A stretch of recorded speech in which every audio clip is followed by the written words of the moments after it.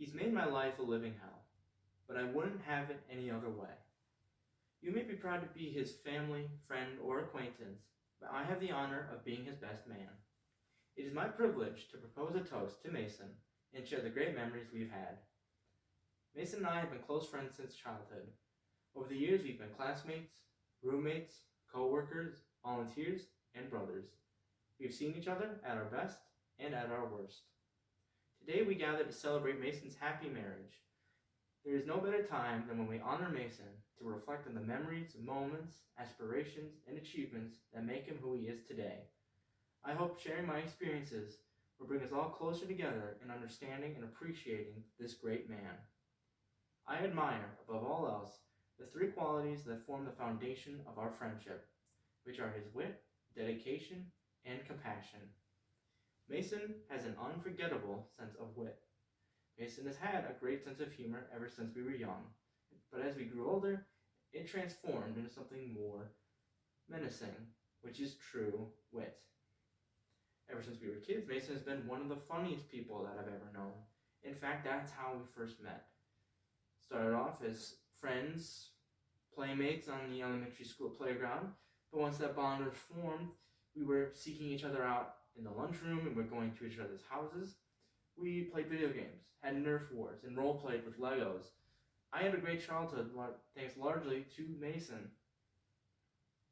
But the best memories were the special occasions. I remember my birthday parties at Badger Sports Park, where there was no more fierce of an opponent on the laser tag arena than him. I remember in 6th grade when I went on a week-long school camp. He was my roommate along with 2 other class members. The mayhem that ensued between our combined friend groups is still the stuff of legend. Of course, we all grow up eventually, but for Mason, this was an opportunity to gain a comedic edge. One of Mason's top interests was politics. Not only did he value being an informed citizen, he also viewed politics as a source of mature discussion and, more importantly, mature humor. When Mason discovered that he could use his new edgy humor on me, the dynamics of our friendship changed forever. He challenged my oldest beliefs and habits. His brutal wit was frustrating and hilarious. Mason's sense of humor has always made him a great guy to hang out with. And in recent times, I've learned to appreciate his wit. Mason's dedication goes beyond humor, and I admire his many serious accomplishments. Mason is dedicated in more ways than one. He's successful in his musical, academic, personal, professional pursuits. I've known Mason as many things. One is as a talented musician. He's never had a single instrument of choice. In school band, he was a percussionist. He learned the snare, the timpani, the quads, the cymbals, the bass drum, the chimes, the drum kit, and he mastered them all. I also know Mason as a man of perseverance. For a time, he struggled with family struggles, and for a time, he had to become part of my own. My parents still consider him our third son, and he survived. He also pushed himself in his education. One of his biggest achievements was being initiated into the National Honor Society. And his success continues today. I also know Mason as a man who is dedicated to advancing in his career. His first job was as a cashier at Shopko. Within a year, he practically ran the entire store.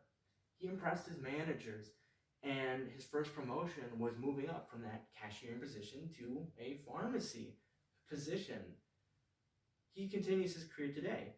Not only did he easily find new employment when that Shopko store closed, he also now goes to college at the Fox Valley Tech to become a certified lab technician. You see, Mason is dedicated to music, perseverance in the face of struggle, and establishing himself as a medical professional. But most of all, I commemorate Mason for his compassion, because it's his compassion that is his most memorable, admirable quality. Mason shows his compassion to friends and strangers alike. Mason has no prejudice when it comes to making new friends. He embraced into our circle my brother Ian, who has Asperger's. He's always shown him tremendous patience and understanding. He's always invited him to our friend functions. He's always looked forward to seeing him, just like the rest of us. Mason is a giver. Whenever he has the chance, he gives back to his community. In high school, we were both part of the high school Key Club, which is a volunteering group. He made blankets for hospitalized children at the club's annual tie blanket party. We've had many memories ringing bells for the Salvation Army. We've also visited St. Joe's Food Pantry many times. Many of those were by ourselves, not part of the club. He's also active in his church community. One of his favorite events is the fish fry, and every year he expects me, Ian, and our friend Colin to help him. In conclusion, Mason is a great man and a great friend. I honor him because of his enduring wit, his dedication, and his compassion. What's more, Mason, I thank you for the challenges that helped me grow, the companionship throughout our lives, and the devotion to charity that inspired me. I have no idea where I would be without you.